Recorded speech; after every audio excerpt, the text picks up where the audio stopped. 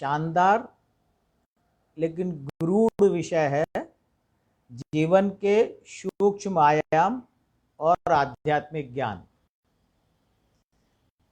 देखिए, जैसे हमारी रंजना मैडम ने कहा था, हमारे पास 7-8 सवाल भी है, कुछ उसमें से मैं लूंगा सवाल। तो 3 सवाल तो रंजना शर्मा जी के ही हैं। एक सवाल लेता हूँ, पहले वाला। मैं कहता सर, ये कितना कंफ्यूजिंग है। एक्चुअली कंफ्यूजिंग इसलिए कि हमने इस विषय को टुकड़ों में सुना है और समझा है, और फिर बाद में हम उसको कोरिलेट नहीं कर पाए, है ना। तो पहली चीज तो हमने ऐसा बचपन से हमारे दिमाग में बैठा दिया गया है कि सांसारिकता अलग है और आध्यात्मिकता अलग है। अगर संसार में उलझेंगे तो ईश्वर को नहीं पा पाएंगे, और अगर आध्यात्म की तरफ जाएंगे तो संसार छूट जाएगा। ऐसा इधर और का फॉर्मूला हमारे दिमाग में फिट कर दिया है, ये या वो ऐसा नहीं है। ये को एग्जिस्टेंस का मामला है। ये दोनों साथ रह सकते हैं, दोनों साथ रहना चाहिए। जैसे हम 2 आंखों से देखते हैं ना, एक आंख से जितना दिखता है दूसरी से भी उतना ही दिख जाता है, लेकिन एक आंख लंबाई चौड़ाई देखती है तो दूसरी आंख गहराई देख लेती है, दूरी देख लेती है, मोटाई देख लेती है। एक कान से जितना सुनाई देता है, दोनों कान से भी उतना ही सुनाई देता है, लेकिन एक कान से आवाज हमारे मस्तिष्क तक जाती है और दूसरे कान से जाती है, उसमें एक फ्रैक्शन ऑफ सेकंड का अंतर रहता है। उससे हमें दिशा का ज्ञान हो जाता है ना। हम 2 पैरों से ही चलते हैं क्योंकि हमारा वेट ट्रांसफर होता है। तो एक्चुअली क्या है कि ये दोनों का कॉम्बिनेशन है जो कि रिजल्ट लाएगा। इसमें एक से अधूरा रिजल्ट आएगा। अगर हम एक को पकड़ेंगे दूसरों को छोड़ेंगे तो बात वैसे भी अधूरी रह जाएगी, है ना। अब जैसे इस कमरे में लाइट है तो अच्छी बात है, रोशनी बहुत जरूरी है क्योंकि हम चीजों को देख पाते हैं। लेकिन अगर मुझे म्यूजिक सुनना है तो साउंड भी रह सकता है इसमें। साउंड के आने में ये लाइट बाधा नहीं है। इसी तरीके से आध्यात्मिक ज्ञान जो है ये सांसारिक जीवन जीने में बाधा नहीं है, बल्कि हेल्प है, क्योंकि हमारा विजन ब्रॉड हो जाता है। देखिए, देखना सांसारिकता है, देखते सब है, आंख देखने के लिए है, लेकिन दृष्टि में एक लक्ष्य शामिल रहता है। समझदार व्यक्ति ये जानता है कि क्या देखना। पढ़ते सभी हैं, लेकिन समझदार व्यक्ति क्या पढ़ना है। तो जब लक्ष्य के साथ देखते हैं तो वो दृष्टि कहलाता है। और लक्ष्य को डिसाइड करने में अध्यात्म हमारी मदद करता है कि दूरगामी लक्ष्य, है ना, लॉन्ग टर्म बेनिफिट। तो पास के सुख सुविधा हमको कई बार छोड़ना पड़ती है, लॉन्ग टर्म बेनिफिट। तो आध्यात्म हमें सही लक्ष्य निर्धारित करने में मदद करेगा और सही लक्ष्य हमारे डे टू डे काम में मदद करेंगे, है ना। तो जैसे लाइट और साउंड साथ रह सकते हैं, ऐसे आध्यात्म और सांसारिक ज्ञान दोनों साथ साथ चलना है। अपन और इस पर चर्चा करेंगे। मैं एक छोटा सा एग्जांपल और देता हूं आपको कि जैसे ड्राइवर है, हम सिटी में ड्राइवर लेके घूम रहे हैं, अच्छा सा ड्राइवर होना चाहिए, बढ़िया बात है। लेकिन जब मुझे लॉन्ग टर्म पे जाना होता है तो मैं प्रेफर करता हूं कि वो ड्राइवर थोड़ा बहुत मैकेनिक भी हो, क्योंकि ड्राइवर तो एक जैसे बहुत सारे मिल जाएंगे जो अच्छी ड्राइविंग करते हैं।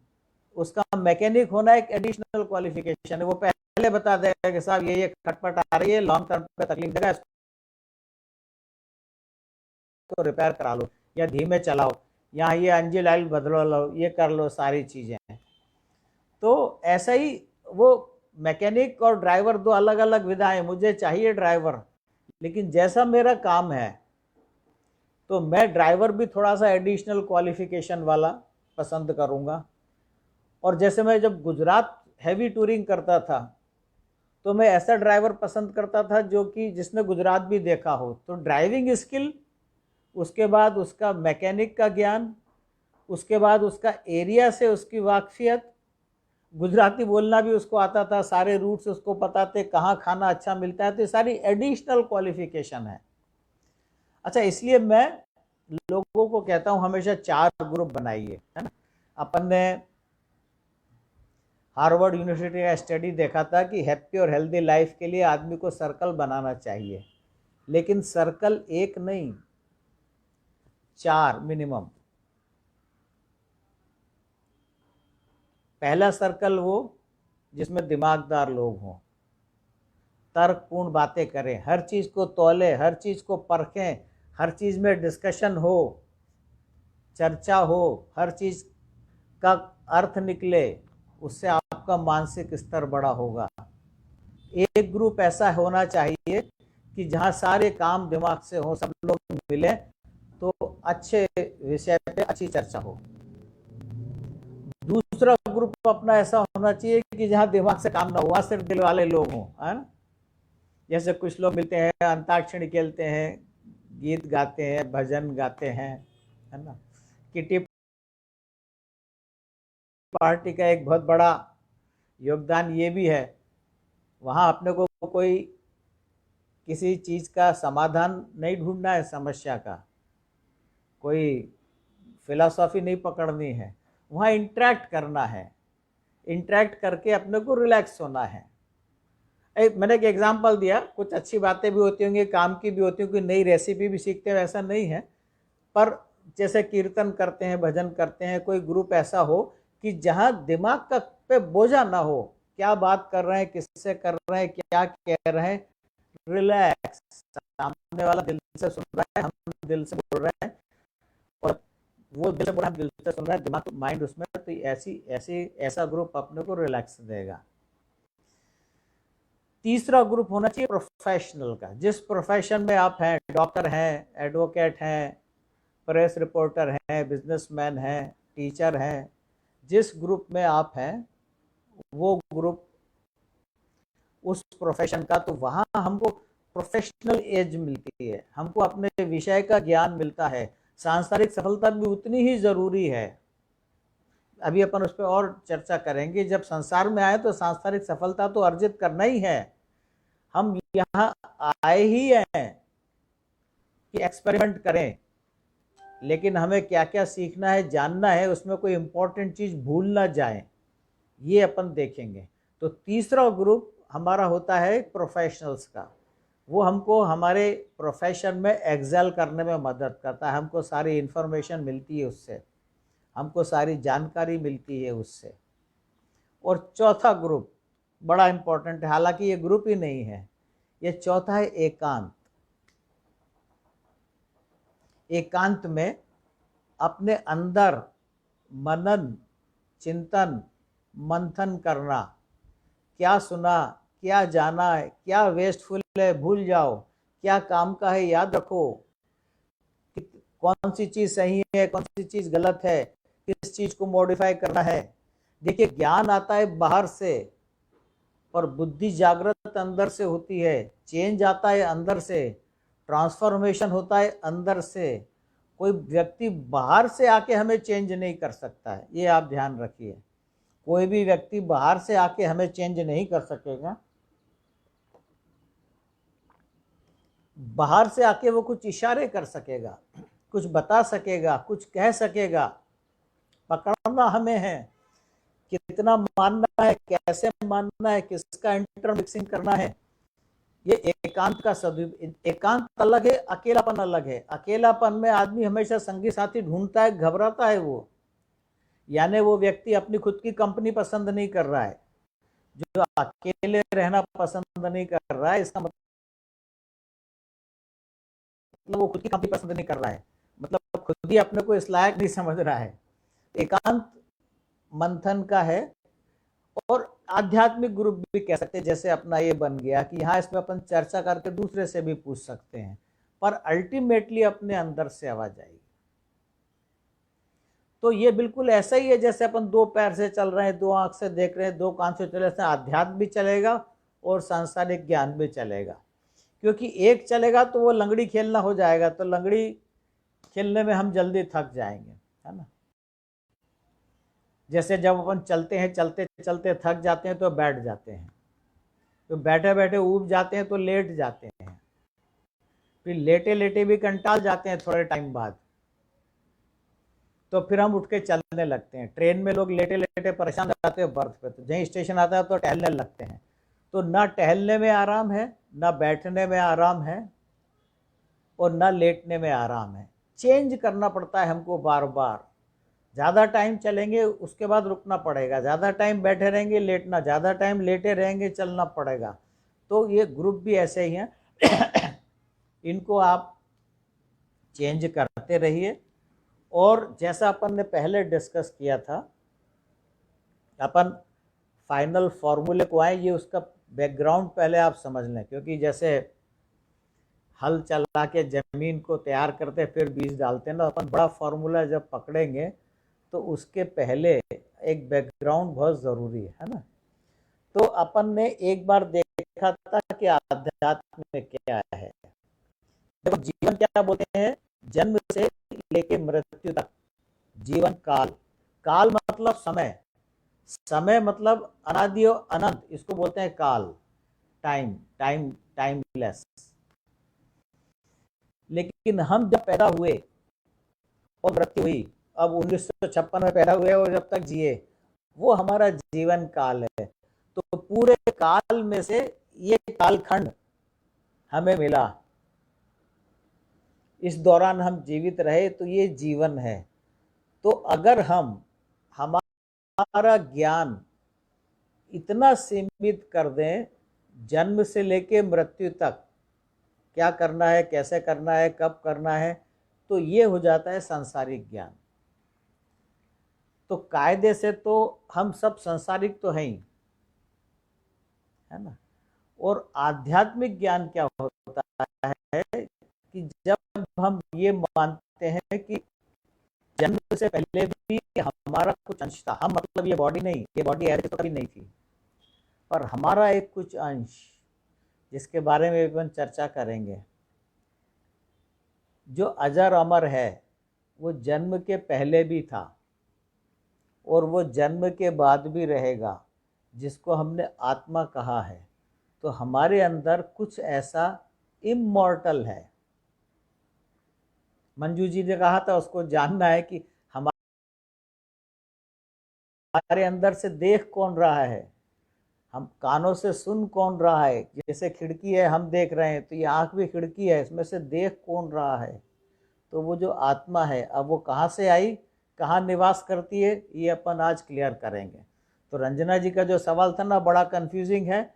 वो इसलिए ये कंफ्यूजिंग है कि हमने टुकड़ों टुकड़ों में ज्ञान लिया। हमने क्या सोचा कि ये आध्यात्मिक ज्ञान हमारे काम का नहीं है, ये तो परलोक, ये तो ऊपर जाएंगे तब सोचेंगे। नहीं, ये ज्ञान हमारी सोच को विशाल करेगा, विराट करेगा, वृहद करेगा। छोटी मोटी बातों का हम पे असर नहीं होगा, सीधा टारगेट पे जाएंगे। तो इस सोच के साथ हमें सांसारिक कर्म करना है, और सांसारिक कर्म करने के दौरान इस सोच को विकसित करना है, वाइस वर्सा। एक ब्रॉड सोच के साथ जीवन जीना है, तो छोटे मोटे सुख दुख हमें परेशान नहीं करेंगे। और यहाँ हम एक्चुअली में एक्सपेरिमेंट करने आए हैं। इस एक्सपेरिमेंट करने से वो जो आध्यात्मिक ज्ञान है, उसमें भी हमको बढ़ोतरी करना है ना। अब वेस्टर्न वर्ल्ड क्या कहता है, जन्म से लेकर मृत्यु तक ही वो रखते हैं। तो अगर जन्म से लेकर मृत्यु तक की जीवन है, तो इन दी एंड व्यर्थ हो जाना है। व्यर्थ इसलिए हो जाना है कि एक झटका और सब गया।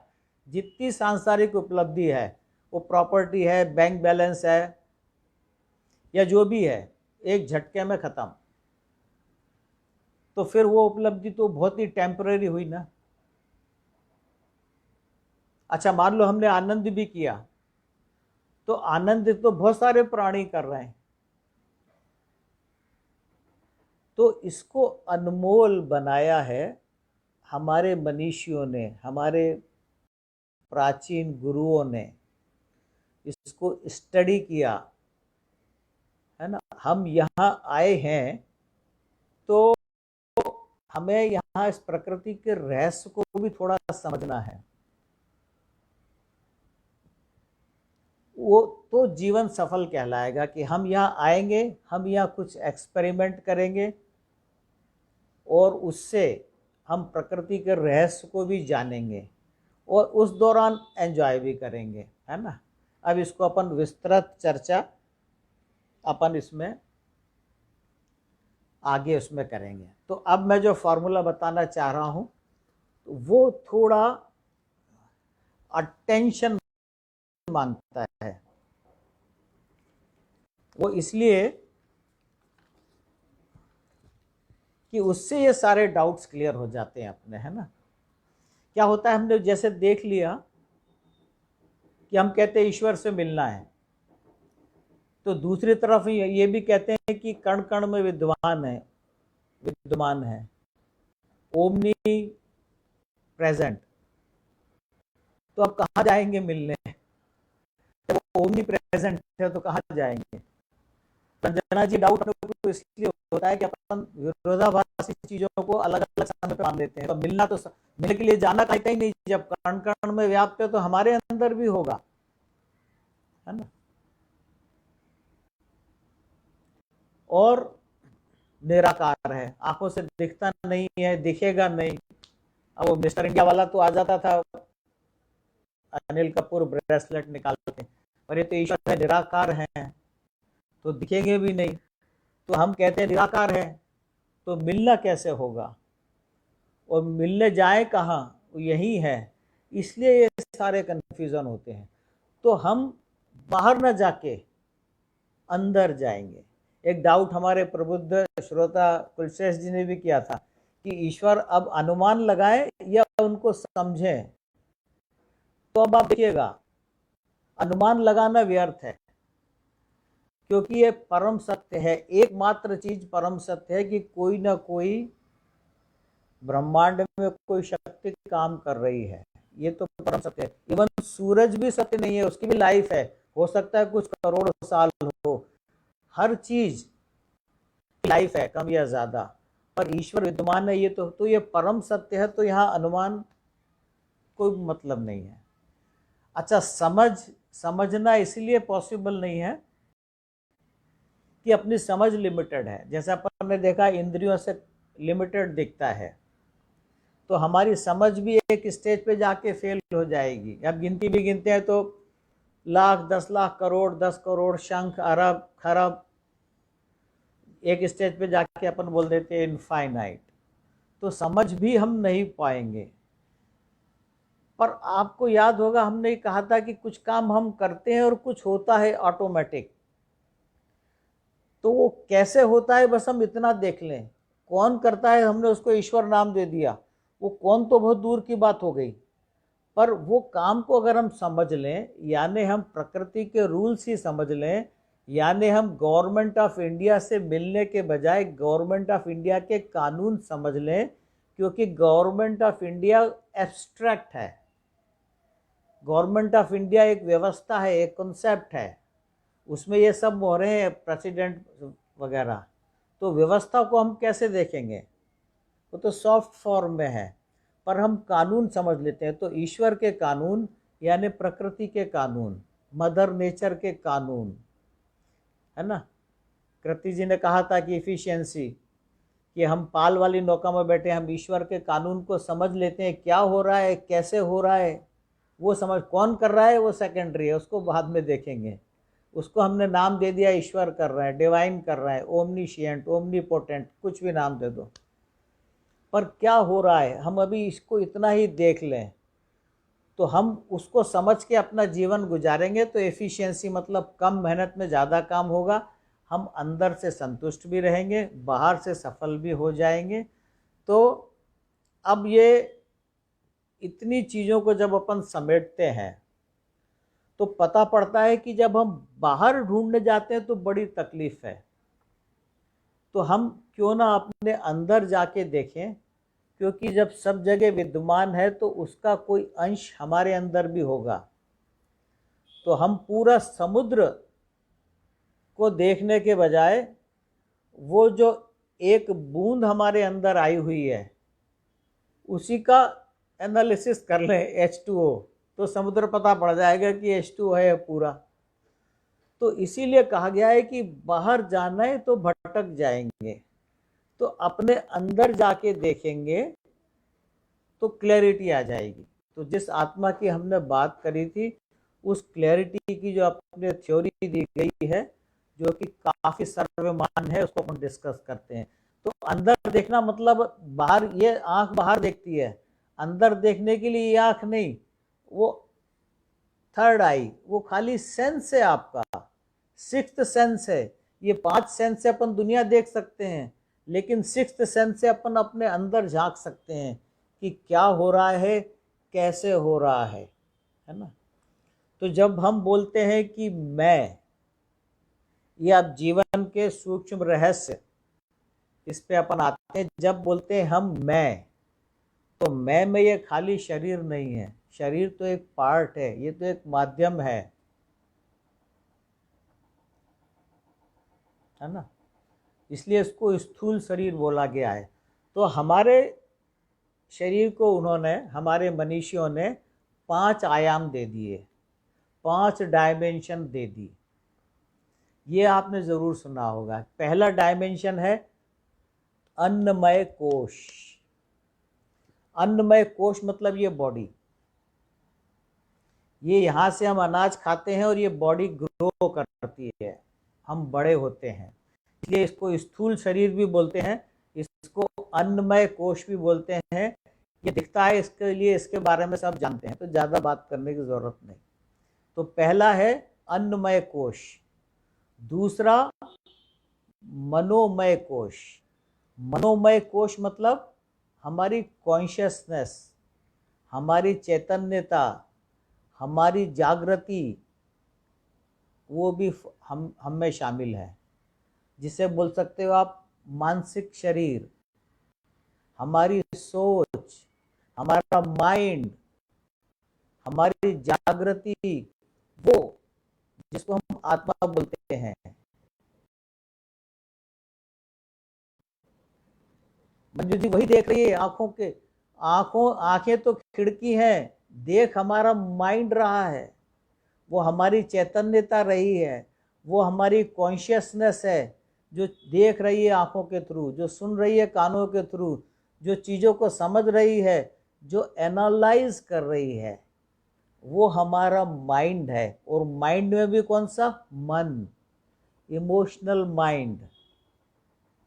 तो मन संसार को फील कर सके, उसके लिए हमें ये 5 इंद्रियां दे दी, आँख, कान, नाक, जीवान, त्वचा। इसके द्वारा हम संसार को फील कर सकते हैं, है ना। अब ये आत्मा कहाँ से आई, थोड़ी 5 मिनट बाद देखेंगे। तो ये जो हमारा माइंड है, ये सॉफ्ट है, ये सॉफ्टवेयर भी है। एक हार्डवेयर होता है, एक सॉफ्टवेयर होता है। तो ये सॉफ्टवेयर है मेरा, इसको रेस्ट करने के लिए ब्रेन चाहिए। 1 मिनट, ये सांसारिक बाधा।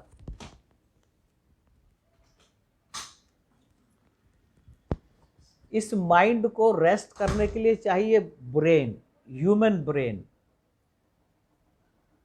तो अब ये शरीर की ये सारी व्यवस्था है कि ये ब्रेन को ब्लड मिले, हार्ट आ गया, हार्ट ब्लड प्यूरिफाई हो तो किडनी, ऑक्सीजन मिलती रहे बराबर, लंग्स आ गए। ये पूरा जो मैकेनिज्म है अपना, वो सिर्फ इसलिए है कि ब्लड मिले ब्रेन को।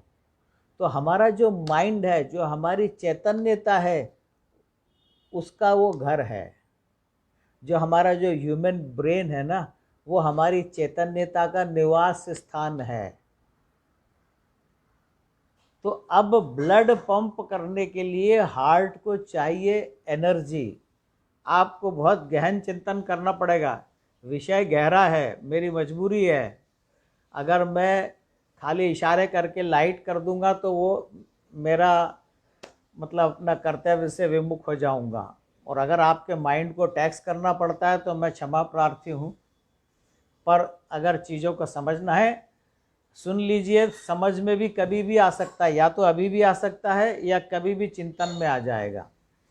तो अब ये जो हार्ट ब्लड को पंप करता है, तो ब्लड को एनर्जी चाहिए।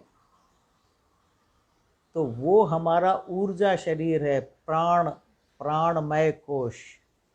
तो जैसे गूगल से अपन कुछ सर्च करते हैं ना, ये गाना किस पिक्चर का है, किसने गाया है, कब लिखा है, म्यूजिक डायरेक्टर कौन है, सारी इन्फॉर्मेशन स्टोर है और खटाक से अपने आ जाती है। ऐसी एक कॉन्शियसनेस है पूरे ब्रह्मांड में, ज्ञान स्थिर है बिल्कुल। और हमारा जो आत्मा है वहाँ से ब्रेक होके वो अंश आ गया। अब उस आत्मा को कुछ जिज्ञासा है, कुछ सीखना है, कुछ जानना है, प्रकृति के रहस्य जानना है। तो पहली चीज़ तो क्योंकि वो एयर है, वो कुछ एक्सपेरिमेंट नहीं कर सकती, तो उसके लिए एक बॉडी तैयार हो गई अपनी, ह्यूमन बॉडी।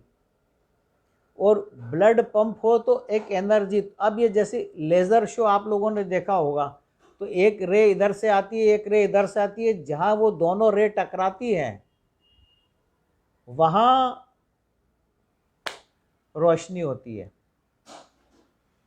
तो ये जो आपकी कॉन्शियसनेस है और ये प्राण ऊर्जा, ये जहाँ मिलेंगी और वहाँ शरीर, मैटर तो भ्रूण जो है, जो वो धरती का ही एक पार्ट आया है। तो मैटर और एनर्जी फिजिक्स में भी है, मैटर और एनर्जी अध्यात्म में भी है। ये शरीर है मैटर, और जो इसमें ऊर्जा आ रही है वो एनर्जी, और चैतन्यता आ रही है, कॉन्शियसनेस, वो एक्चुअली में मैं, मानसिक मैं तो वही है। तो वो अमर है। वो जब तक ये प्राण ऊर्जा है, बॉडी में स्पंदन है, ब्रेन अलाइव है, उसके अंदर आपका माइंड, जो कॉन्शियसनेस है, जो चैतन्यता है, जो जागृति है, जो स्मृति है, उसको कुछ भी नाम दे दो, पर जिस दिन क्लियर होगा फंडा हो जाएगा एकदम आपके, वो रेस्ट कर रही है। जैसे ये प्राण ऊर्जा कट ऑफ हुई, ये सतत चली आ रही है। जैसे ज्ञान है ओमनीशिएंट बोलते हैं अपन। ओमनीशिएंट मतलब ज्ञान का भंडार, और ओमनीपोटेंट मतलब शक्ति का भंडार। तो ओमनीपोटेंट से आपको इलेक्ट्रिसिटी भी आ रही है लगातार। तो यही जो बोलते हैं ना, कठपुतली डोर खींच ली नहीं, आपका ये पावर आना बंद हो गया, पावर हाउस से स्पंदन बंद हो गया, ब्लड पंप होना बंद हो गया, ब्रेन डेड हो गया। अब उसको घर छोड़ना पड़ेगा। अब आत्मा वहाँ से चल दी वापस। अब उसको दोबारा अगर एक्सपेरिमेंट करने के लिए आना है तो उसको फिर एक ह्यूमन ब्रेन चाहिए। तो इधर उसकी पूरी कंपोजिशन तैयार होगी, है ना, मेल फीमेल का समागम होगा, सृजन क्रिया। और वहाँ जैसे ही प्राण ऊर्जा उसमें आई, सीधे कॉन्शियसनेस आ जाएगी। तो आपके ये 3 आयाम हो गए आपके शरीर के। कितना बारीक है देखो। अब ब्रह्मांड को समझ जाएंगे अपन, भटक जाएंगे, तो अपने अंदर ही जाके अपन समझ लें। तो जब अपन अंदर जाएंगे तो पता पड़ेगा दुनिया का सबसे रहस्यमयी जो चीज़ है वो तो हम ही है, इंसान का शरीर ही है, हमारा ब्रेन ही है। तो इसलिए कहा है अंदर जाके उसको ढूंढो, उसको समझो, एनालाइज करो कि ये मैं नहीं हूँ, इसके अंदर और क्या है, और बारीक मॉलिक्यूल, फिर एटम, फिर सब एटॉमिक पार्टिकल, फिर न्यूट्रॉन और इलेक्ट्रॉन, उधर जाता है ना साइंस भी बारीक, तो आध्यात्म भी बारीक हो गया। तो अब हमारे 3 चीज़ें हो गई। एक अन्नमय कोश मतलब स्थूल शरीर, दूसरा मनोमय कोश, मन, ज्ञान, सॉफ्टवेयर, जागृति, मनोमय कोश, कॉन्शियसनेस, इसी को हम आत्मा बोलते हैं। और तीसरा प्राणमय कोश, ऊर्जा जो आती है। तो तीनों को मिलके अब ये इंसान ये धरती पे घूमने फिरने खेलने लायक हो गया है। इसकी जो इंद्रियां हैं उससे ये फील करेगा। मन जो है इंद्रियों का राजा माना गया है, ये दुनिया को फील करेगा, देखेगा, सुनेगा, सूंघेगा, चखेगा, टच करेगा, फील करेगा। लेकिन हमारी 5 कर्म इंद्री भी है जिनके थ्रू हम कर्म करके एक्सपेरिमेंट कर सकते हैं। तो खाली फील करके हम कुछ नहीं कर पाएंगे। हमको सवाल का एक जवाब मिलेगा, फिर 2 सवाल नए खड़े होंगे, फिर 2 जवाब मिलेंगे, फिर 4 सवाल नए खड़े होंगे। हमको कुछ एक्सपेरिमेंट भी करना होंगे। तो एक्सपेरिमेंट करने के लिए हमको कर्म इंद्री दी है, हमारे हाथ, पाँव, वाणी और जनेंद्रिय अंग सृजन के लिए। तो इनसे हम एक्सपेरिमेंट करेंगे, कर्म करेंगे, और ये संचालित होते हैं बुद्धि से। अब जो हमारे अपन लोग डिस्कस करते आ रहे, जो हमारे साथ शुरू से हैं, वो जानते हैं कि हमारे माइंड के 2 पार्ट हैं। अपन ने कहा था, एक तो इमोशनल होता है मन, और दूसरा बुद्धि जो डिसीजन लेती है। तो जो इमोशनल पार्ट है दिमाग का, वो राजा है इंद्रियों का, देखना, सुनना, सूंघना, चखना, उसका बॉस है। और ये जो हमारी कर्म इंद्रिय जो काम कर सकती हैं, इसका बॉस है बुद्धि। तो वो बुद्धि करेगी एक्सपेरिमेंट और ज्ञान अर्जित करेगी, और ज्ञान अर्जित करके क्या करेगी, कॉन्शियसनेस को पहुंचा देगी। अब हम जब, हाँ सर, धन्यवाद कुलशेष जी। अब कितना आप लोग ग्रहण कर पा रहे हैं, that is to be seen, क्योंकि मेरे पास सवाल करने का जरिया नहीं है और आपके पास भी फीडबैक देने का जरिया नहीं, लेकिन बाद में देंगे तो अगले उसमें कवर कर लेंगे अपन। तो अब हमको कितनी क्षमताएं दी है, इसको अपन और आगे डिस्कस करेंगे कि हमको चलने फिरने की क्षमता दी है, घूमने की क्षमता दी है, वाणी की क्षमता दी है। अच्छा, सबसे बड़ी बात है कि हम बोल सकते हैं, हम भाषा बना ली हमने, अपने विचार व्यक्त कर सकते हैं। अब गौतम बुद्ध ने उस समय संदेश दिया, अगर भाषा नहीं होती तो संदेश कहाँ से देते? वो तो जागृत हो गए, चले भी गए, पर वो उनका ज्ञान भाषा के रूप में उन्होंने संदेश दिया, और वो संदेश हमने पढ़ लिया। तो हम हमारे तो देखा जाए तो बहुत किस्मत वाले हैं कि भाषा मिली है हमको, तो दूसरे का ज्ञान भी हम लेके बड़े आराम से काम कर सकते हैं। तो ये जो ज्ञान है, ये संचित कोई एक व्यक्ति का नहीं है, ये हजारों सालों में हजारों लोगों ने मंथन और चिंतन करके जो अर्थ निकाले हैं, और वो भाषा और संदेश के रूप में आए हैं, उनका हम यहाँ के आके निष्कर्ष निकाल रहे हैं। अदरवाइज एक जन्म में भी 1% भी नहीं आगे बढ़ पाता है इंसान, और इसको बार बार सुनना पड़ेगा, तब जाके क्लैरिटी आएगी माइंड में, लेकिन एक दिन आज जरूर जाएगी।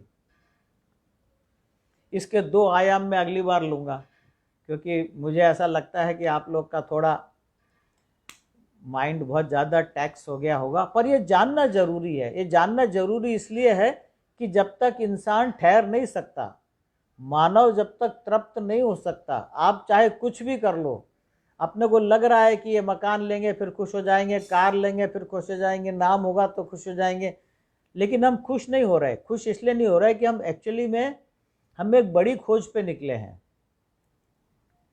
लेकिन हम भूल गए इतने समय बाद कि हम क्या खोजना चाह रहे हैं। ईश्वर की इंसान की रेंज बहुत बड़ी है, जानवर से थोड़ा ऊपर और भगवान से थोड़ा नीचे, ये रेंज है मानव की।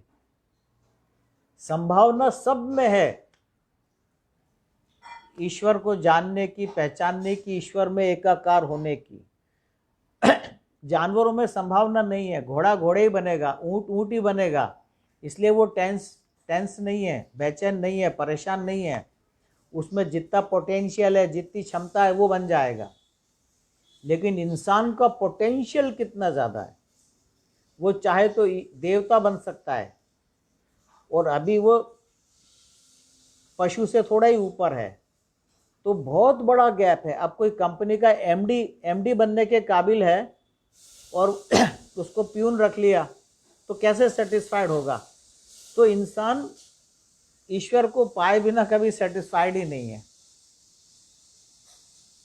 तो हम अब हमारे जो 4 ग्रुप हमने बनाए हैं, तो 3 ग्रुप तो हमको सांसारिक सफलता दिलाएंगे,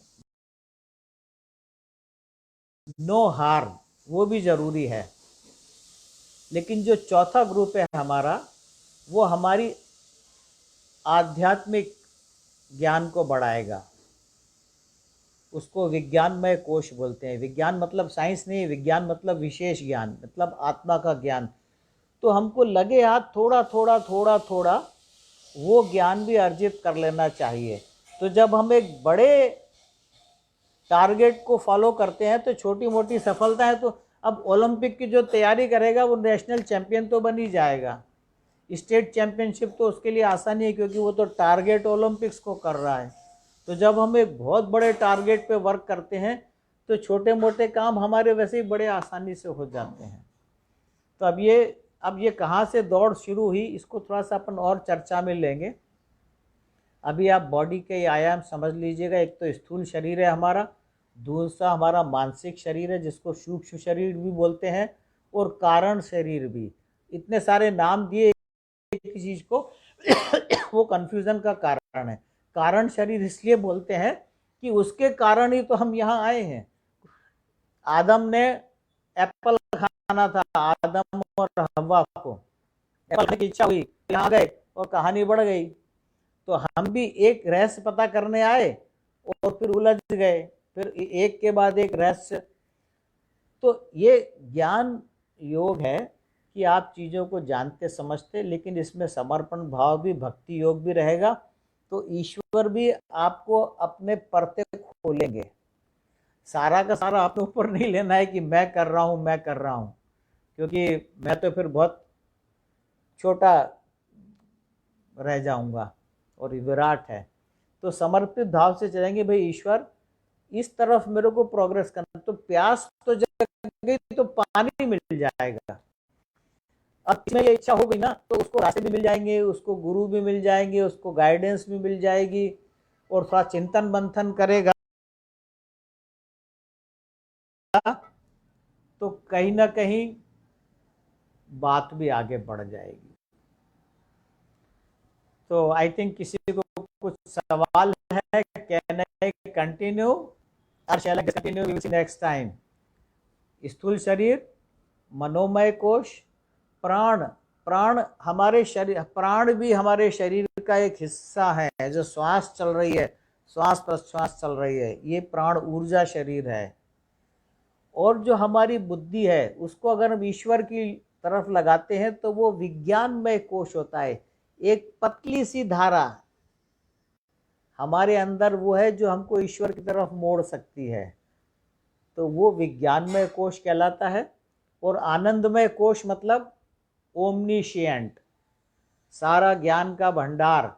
तो हम अपनी बुद्धि को परिष्कृत करते जाते हैं, बुद्धि फिर धीरे धीरे बढ़ती है और वो प्रज्ञा बन जाती है। प्रज्ञा बनते बनते इतना रिफाइन होती है कि करीब करीब सारे रहस्य उसको क्लियर हो जाते हैं। तो वो कहते हैं ईश्वर में एकाकार हो गया। अब ईश्वर को अभी भी ना देखा है ना समझा है, पर अपनी बुद्धि को परिष्कृत करते करते करते करते, और उस समय फिर ये सांसारिक सफलताएं छोटी रह जाती, क्योंकि तो 70-80 साल का जीवन है, और वो तो चलती आ रही है आत्मा लाखों सालों से। उसकी यात्रा बहुत बड़ी है। उसकी यात्रा पूर्ण होगी तो ये 70 साल का जीवन, तो वो क्या होता है कि उसको फिर मोक्ष बोलते हैं। कि जब वो पूरा ज्ञान बढ़ते बढ़ते बढ़ते बढ़ते बढ़ते यहाँ हो जाएगा तो वो संसार में रहेगा भी, सब काम भी करेगा, पर निर्लिप्त भाव से, है ना। कहते हैं ना कि दुनिया में हूँ लेकिन दुनिया का तलबगार नहीं हूँ, बाजार से गुजरा हूँ लेकिन खरीदार नहीं हूँ। वो व्यक्ति बाजार से गुजर भी रहा है तो बाजार का आनंद ले रहा है, उसको खरीदना कुछ नहीं है। So that's it.